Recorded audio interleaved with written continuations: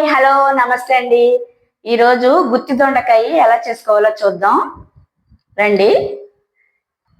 దానికి కావాల్సిన పదార్థాలు: దొండకాయలు నీట్గా కడిగేసుకుని అటు ఇటు ముచ్చుకులు తీసుకుందాం. దానికి సంబంధించిన మసాలా రెడీ చేసుకుందాం. ముందుగా కొబ్బరి ముక్కలు వేసుకుందాం. ఆ తర్వాత 4-5 జీడిపప్పులు వేసుకుందాం. ఆ తర్వాత మిరియాలు వేసుకుందాం. ఆ తర్వాత చెక్క వేసుకుందాం. 2-3 లవంగ మొగ్గలు కూడా వేసుకుందాం. ఆ తర్వాత జీలకర్ర కూడా వేసుకుందాం. ధనియాలు కొంచెం వేసుకుందాం. అది మిక్సీ పట్టేసుకుందాం పొడిగా. తర్వాత ఆ పొడిలోనే ఉల్లిపాయ ఒకటి కోసుకుని వేసుకుందాం ముక్కలు. తర్వాత 4 పచ్చిమిరకాయలు వేసుకుందాం. ఆ తర్వాత అల్లం కూడా వేసుకుందాం. ఆ తర్వాత వెల్లుల్లిపాయలు కూడా వేసేసుకుని పేస్ట్లా చేసేసుకుందాం. ఆ పేస్ట్ని పక్కన పెట్టుకుని దొండకాయలు వేపుకోవడానికి కళాయి పెట్టుకుందాం. ఆ తర్వాత ఆయిల్ వేసుకుందాం. ఆయిల్ వేడెక్కాక ఈ దొండకాయలు లైట్గా ఘాటు పెట్టుకుని అందులో వేసి వేపేసుకుందాం. ఘాటు పెట్టకపోతే దొండకాయలు పేలుతాయి, అందుకని చిన్నగా ఘాట్లు పెట్టుకోవాలి. 70% వేపేసుకోవాలి దొండకాయలన్నీ. దొండకాయ కర్రీ అంటే ఇష్టం లేని వాళ్ళు కూడా తింటారు, అంత బాగుంటుంది.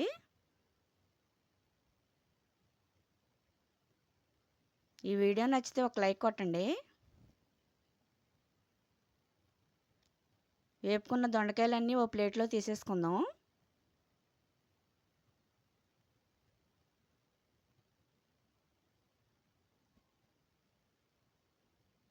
మనం రెడీగా పెట్టుకున్న మసాలాలో పసుపు, తగినంత సాల్టు,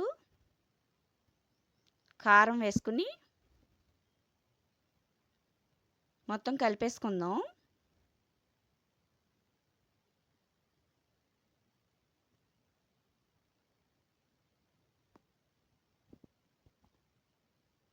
ఆ తర్వాత మనం ఫస్ట్ చిన్న ఘాట్లో పెట్టాం కదా, కొంచెం పెద్దగా పెట్టుకుని ఆ పేస్ట్ని అంతా అందులో పెట్టేసుకుందాం.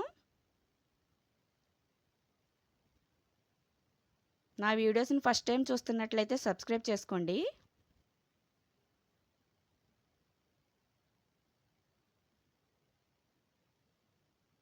ఆ మసాలా అంతా పెట్టుకుని రెడీ చేసుకుందాం.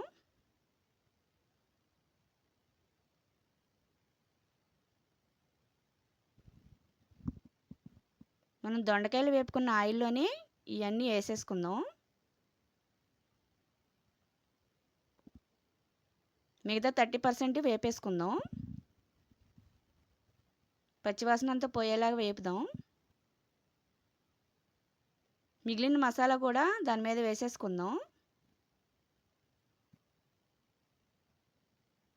అది కూడా కాస్త మగ్గేదాకా ఉంచుదాం, నూనె తేలే వరకు. ఆ తర్వాత కొంచెం కరివేపాకు వేసుకుని కొత్తిమీర వేసుకుందాం. అంతే, రెడీ అయిపోయినట్టేనండి. ఒక 5 నిమిషాలు ఉంచితే అయిపోయింది.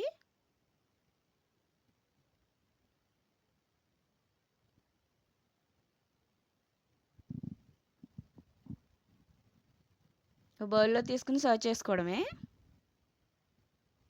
టేస్టీ అయిన గుత్తి దొండకాయ కర్రీ రెడీ అండి.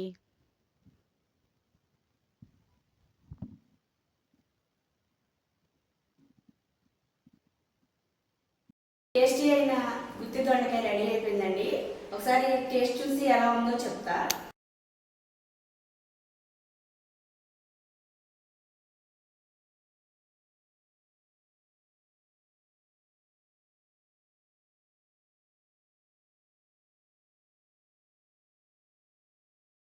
చాలా బాగుందండి. ఒకసారి మీరు కూడా ట్రై చేయండి. ఈ వీడియో కనుక నచ్చితే లైక్ చేసి, షేర్ చేసి, సబ్స్క్రైబ్ చేయండి. Thank you.